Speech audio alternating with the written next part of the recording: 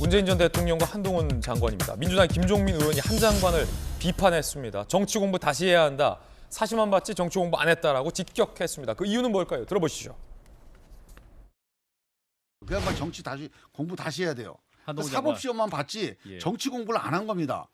법이 아닌 정치가 우리 인생에 대한민국에 훨씬 더 큽니다. 그게 비중이. 법으로 안 가고 자 경찰서 가자.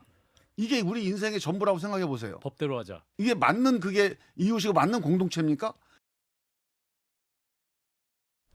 김종민 의원이 한동훈 장관을 이렇게 비판하는 건 그제 한동훈 장관의 이 발언 때문입니다. 이 발언을 듣고 김종민 의원이 굉장히 비판을 했습니다.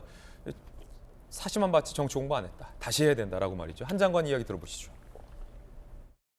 헌법과 법률을 초월하는 의미의 통치 행위라는 건 민주국가에 존재하지 않죠. 검찰에서 투명하고 공정하게 수사할 거라고 생각합니다. 문 전 대통령께서 대북송금 특검 당시 민정수석이셨는데요. 그때 김대중 전 대통령께서 관여한 것이 드러난다면 유감스럽지만 책임을 지셔야 한다. 이런 말씀도 하셨던 걸로 좀 기억하는데요. 자, 이 발언을 듣고 김종민 의원이 아까처럼 비판을 한 건데 전윤기 의원님, 네. 김종민 의원이 화가 난 이유 뭡니까? 사실 문재인 대통령을 수사할 수 있다라는 이 어느 정도의 의도 섞인 메시지를 냈기 때문에 해당 부분에서는 이제 김종민 의원께서 발끈을 한 것이고요. 사실 민주당을 지지하고 계신 분들도 비롯해서 민주당 안에 내부 구성원들도 굉장히 분노하고 있는 지점입니다.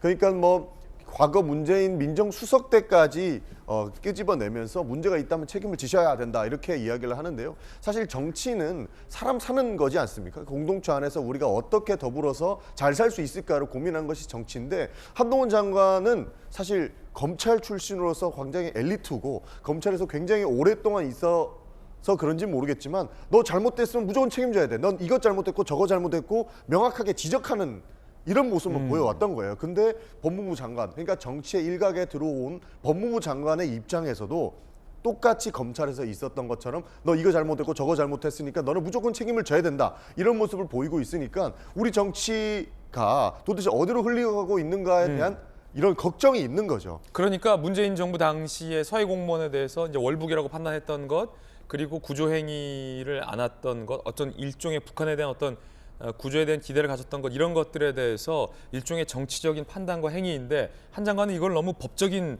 시선으로만 바라본다. 그렇죠. 정치 공부 다시 해야 된다 이런 말입니까? 그렇죠. 이제 공격자의 입장에서 보는 것 아닌가 하는 걱정인 겁니다. 그러니까 정치적으로서 우리가 좋은 관계를 만들기 위해서 그리고 아까 서해 공무원 사건 같은 경우에는 실제로 있는 사실을 그대로 놓고 평가를 했다고 저는 그렇게 생각을 하는데 그것도 정치의 일각에서 충분히 볼 수 있는 것이지만 한동훈 장관 입장에서는 검찰 출신이고 법무부 장관이었다라는 우리의 시선이 있을 수도 있겠습니다만 너는 이것은 잘못했어라고 하는 것이 이것이 모두가 정치가 아니다. 이런 측면에서 정치 공부 다시 해야 되는 것 아닌가 이렇게 말씀을 하셨을 거라고 저는 그렇게 보고 있습니다. 그렇군요. 천하람 변호사님은 어떻습니까? 한동훈 장관 얘기에 뭐가 틀린 게 있습니까?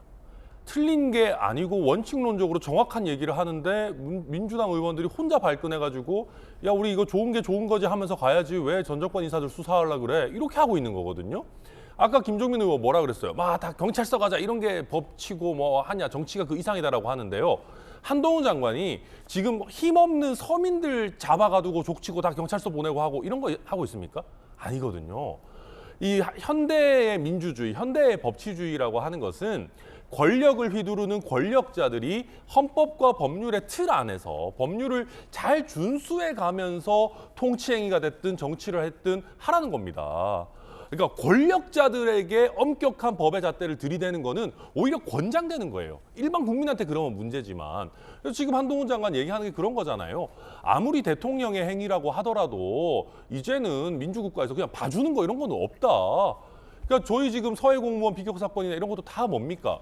아니 정책적으로 올바른 자료들 다 꺼내놓고 판단을 실수했다 그러면 누가 뭐라 그러겠습니까? 아니면 관점의 차이가 있다 그러면 뭐 당연히 넘어갈 수 있죠. 철학이 다른데. 근데 그런 문제가 아니라 법을 위반해가지고 자료 왜곡시키고 뭐 삭제하라 그러고 뭐 유리한 자료는 빼버리고 허위 공문서 만들고 아니 아무리 뜻이 좋고 정치가 좋고 뭐 철학이 좋아도 그렇게는 하지 말아야 된다. 이게 법치주의 아니겠습니까? 근데 이런 어떤 원론적인 얘기를 하는데 거기다 대고 뭐 법밖에 모른다. 법이라도 좀 잘 알아야 된다. 저는 반대로 좀 말씀드리고 싶습니다. 저는 뭐 천하람 우리 혁신위원께서 얘기한 것 전적으로 동의합니다. 그러니까 법적으로 잘못했으면 책임을 져야죠. 한동훈 장관 말씀하신 거 틀린 거 하나도 없다. 저도 그렇게 생각합니다. 근데 왜 본인들 불리한 건 수사 안 합니까? 저는 여기에서 굉장히 어렵게 접근을 하고 있는 거예요. 본인들 불리한 거 수사 안 하면서 법과 원칙대로 해야 된다. 그러니까 앞뒤가 다른 것 아닙니까?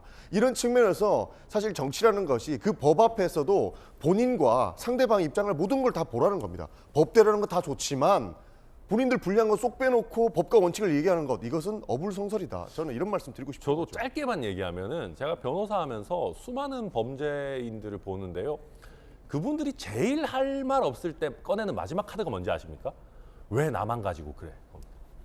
네, 왜 쟤는 수사 안 해? 나만 억울하게 걸렸어. 근데 쟤는 수사 안 한다고 해서 내 죄가 없어지는 건 아닙니다. 게다가 어떤 범죄가 수사 가치가 더 있고 급하고 하는 거는 판단의 영역이 들어가 있는 것이고요. 대장동 관련해서 50억 클럽은 왜 수사 안 하냐 하지만 해요. 차근차근 하고 있습니다. 근데 주류의 물결이 있기 때문에 그거 먼저 수사하고 수사가 거기에 더 집중될 뿐이거든요. 뭐 다 저희 곽상도 의원 이런 사람들 다 수사받고 재판받고 하지 않습니까? 그래서 제가 말씀드리는 거는 왜 우리만 가지고 그래라고 하는 카드를 쓰는 것도 한두 번이다. 계속 쓸 수는 없다 말씀드립니다. 여야 두 분의 팽팽한 의견 전해드리고 있고요. 그런가 하면 문재인 전 대통령이 화가 많이 나 있다라고 윤건영 의원이 전했습니다. 문재인 전 대통령의 상태는 화나요. 화 많이 난 것 같아요. 막 뭐 무례하다, 돈 넘지 마라 하신 거 보면 온화한 성격으로 알려져 있는 문재인 전 대통령의 워딩이 굉장히 화난 것처럼 보이죠. 윤건영 의원, 문정부 장차관 중 수사받고 있거나 조사받았던 사람 23명, 정치보복 진행, 문재인 대통령 화가 많이 난 것 같다라고 얘기를 했습니다. 23명이나 수사받고 있으니까 대통령이 화났다라는 거죠. 윤건영 의원은 사실상 수사 지휘, 한동훈 장관에 대해서 아나무인, 휴대전화 비번부터 풀어라라고 비난을 했습니다. 김병민 비대위원님, 네. 무례하게 문재인 정부 관련자 무려 23명이나 수사를 하고 있어서 문재인 전 대통령이 굉장히 화가 났다. 이 도를 넘었다. 인데 어떻게 보십니까? 박근혜 정부 수사는 몇 명 당하셨습니까? 그 입장에서 생각해 보면 어떠십니까? 그런 거 다 떠나서 박근혜 정부 탄핵되고 난 다음 적폐청산이 문재인 정부의 아마 국정과제 넘버원 1순위 아니었겠습니까? 무수히 많은 사람들에 대한 수사가 진행됐는데 이런 문재인 정부선 또 그럽니다. 아니 탄핵당한 정부니까 그렇지 라고 얘기를 할 텐데요. 탄핵당한 정부 속에서 있었던 수사에 대한 원칙을 갖고 그렇게 엄청나게 많은 사람들을 전 정부 인사 직권남용 등으로 수사를 했으면 문재인 정부선은 그러지 말았어야 되는 것 아닙니까?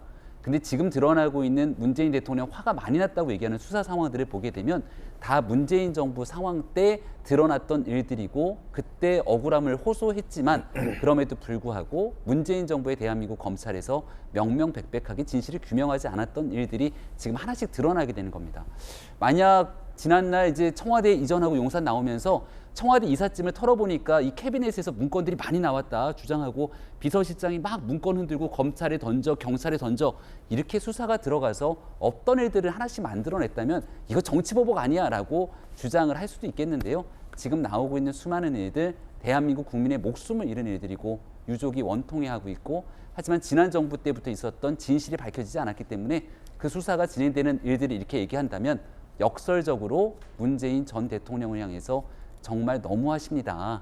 여기에 대해서 무례하다, 화가 났다, 화를 낼 사람은 문재인 전 대통령이 아니라 그때 피해를 받은 국민들의 목소리가 되지 않을까 이런 측면들도 문 전 대통령이 늘 좋아했다는 말 역지사지라고 하는 정신을 좀 생각해봤으면 좋겠습니다. 예.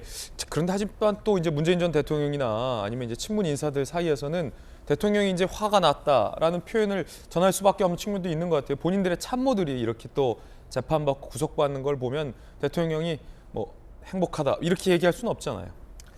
아무래도 뭐 수사를 받는 사람들이 많고 또 앞으로 더 많아질 가능성이 많다 이렇게 보면 실제로 문재인 정부가 대통령 입장에서는 상당히 깨끗하고 또 나름대로는 어떤 평화와 인권을 위해서 노력해온 민주정부인데 이렇게 하나하나 칼끝을 정조준을 하고 있느냐 하는 측면에서는 화가 났다 이렇게 볼 수 있겠습니다. 그런데 어쨌든 근본적으로는 사실은 이것도 한편으로 문 대통령 탓이에요.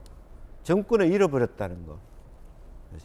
그래서 아무리 좋은 가치와 이상을 가지고 활동을 했다 하더라도 그것을 현실적으로 저 작은 사건, 그러니까 그게 작은 사건이 아니죠. 수해 공무원 한 사람의 임명에 대해서 국가가 어떤 행동을 했는가, 적절한 조치하지 않았다는 것으로서 아무리 좋은 종전선언이야 뭐 동북아 평화가 다 무너지게 돼 있다는 것이 사실은 뼈아프게 느껴져야 되는 거고, 무엇보다도 왜 그 말하자면 탄핵으로 완전히 넘어간 그런 정권을 이어받아서 5년밖에 유지를 못합니까? 이제 그런 부분에 있어서도 윤건웅 의원이나 또 문재인 대통령 측근에서도 깊이 반성해야 될 지점이다, 그렇게 생각이 듭니다. 김영주 의원의 돌직구였습니다.